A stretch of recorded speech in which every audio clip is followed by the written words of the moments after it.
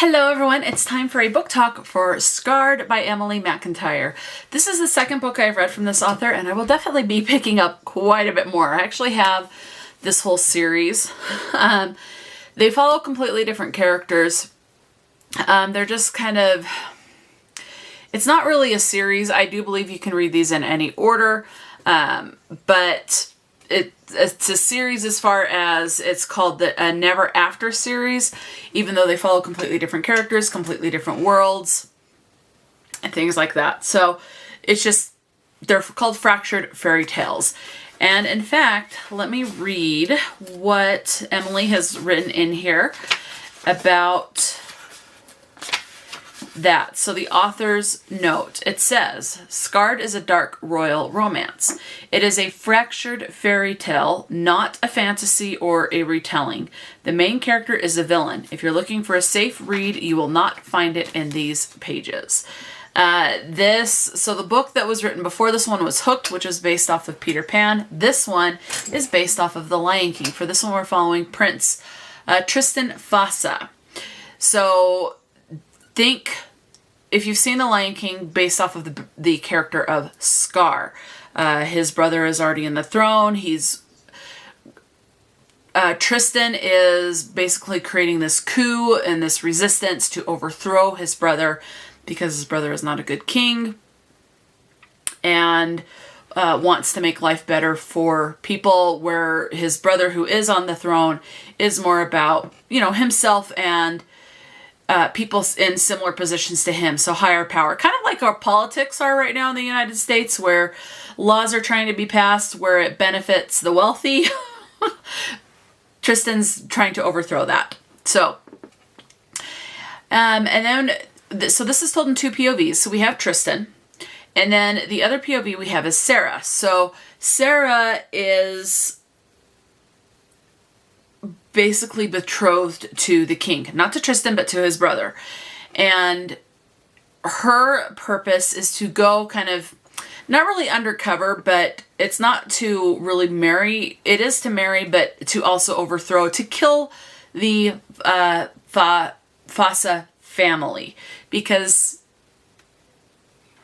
of the Fossa family, her family is dead. So that is the storyline. You find out that some people are holding secrets. What secrets are they? Are people really who they claim to be? It's a royal romance, and the romance, even though she is betrothed to the king, who is, in this case, it would be Mufasa, like based off of The Lion King. I think his name is Michael. Yeah, Michael, in this book. But the romance is between Tristan and Sarah. So between Scar and Sarabi, basically, is who it would be in The Lion King.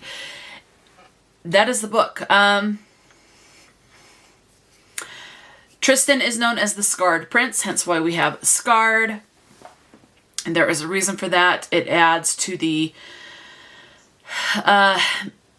mystery and the intimidation of Tristan as far as that goes. A lot of secret meetings, and it goes from there. So, it's a rebellion to overthrow the current royal regime. That is the story. Now, this particular edition was, let me see, published in 2001 or 2022. I'm trying to find. This is published by Bloom Books. Looks like it was originally in 2021, but then it also says 2022 by Emily McIntire. So I think it was originally published in 2021. This is definitely adult. It does get sexually explicit, and it is a dark romance. It's a royal romance. Let's see. This is set in 1910, so it is also historical as far as that goes. And there was an audiobook available when I read this. It is 10 hours and 38 minutes on standard one-time speed, narrated by Paul Woodson and Ella Lynch. As far as your content and your trigger warnings, you have explicit sexual scenes and language. You have graphic violence and gore. You have torture, gleeful violence, killing depicted on the page. You have suicide, physical assault, and extreme physical bullying.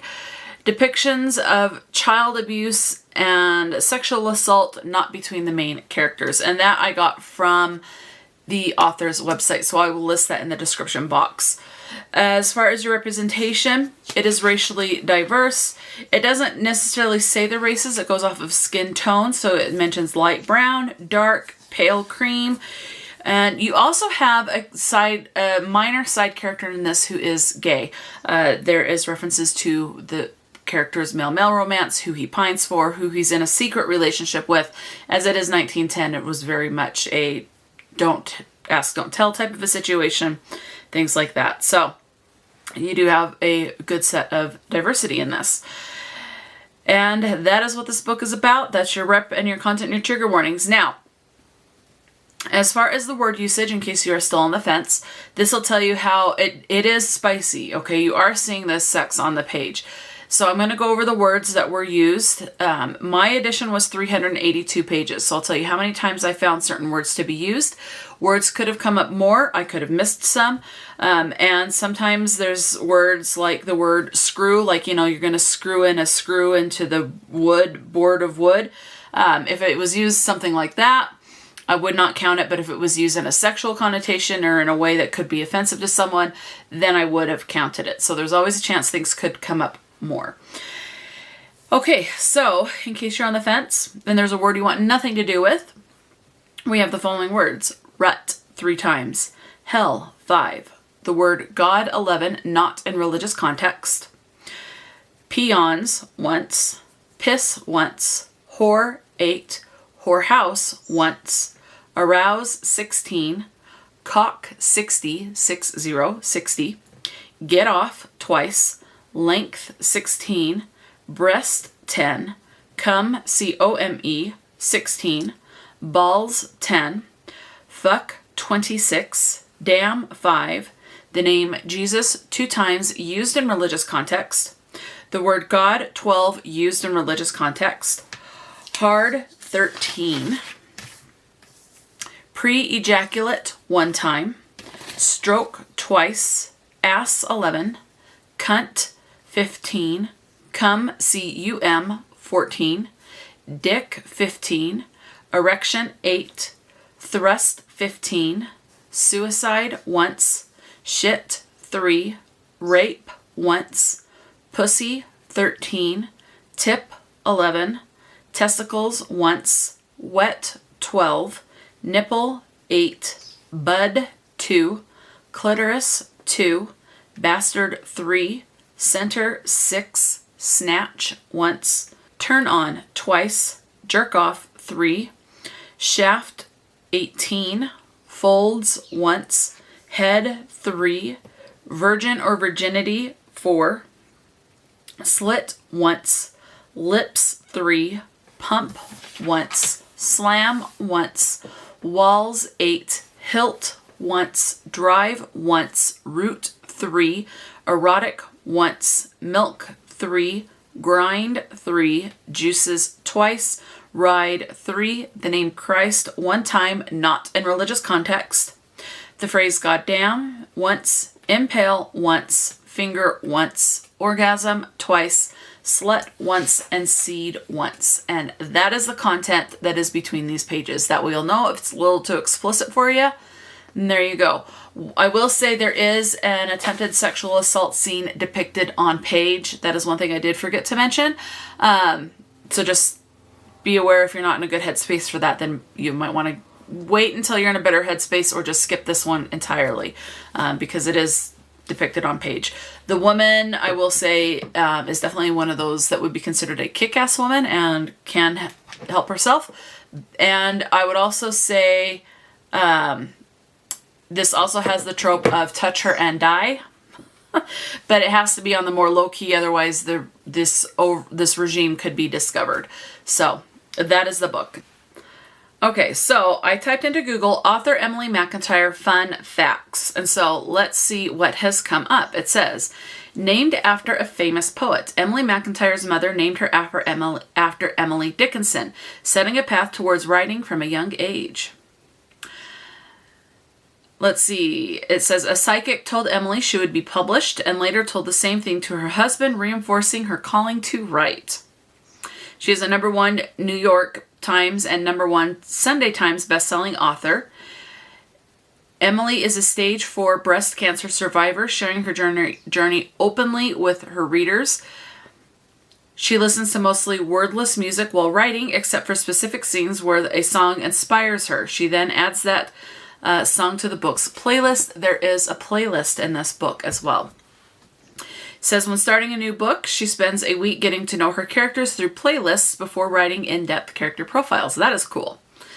Her husband helps with the business side of being an author and provides insight into writing male characters, even though he's not a big romance reader himself.